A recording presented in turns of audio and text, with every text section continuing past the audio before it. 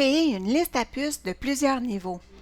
Tout comme dans Word, vous pouvez créer une liste à puces de plusieurs niveaux. Toutefois, la méthode est quelque peu différente. C'est ce que je vais vous montrer dans cette petite capsule. Alors, premièrement, pour obtenir un niveau de puce inférieur, voici ce qu'on va faire.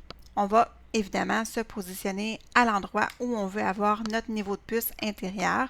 Donc, par exemple, j'ai appuyé sur la touche retour après ma première ligne pour obtenir une puce.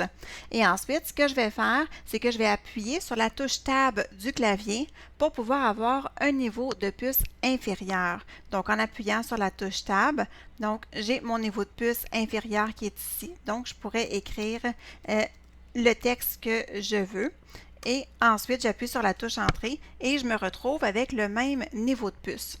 Si j'ai terminé mon niveau de puce inférieur et que je veux obtenir un niveau supérieur, donc par exemple revenir à mes puces qui sont alignées dans la marge de gauche, alors ce que je peux faire, c'est appuyer simultanément sur les touches majuscules et Tab et je vais revenir à mon niveau de puce premier. Alors voilà, c'est comme ça qu'on peut créer une liste à puces de plusieurs niveaux dans une présentation PowerPoint.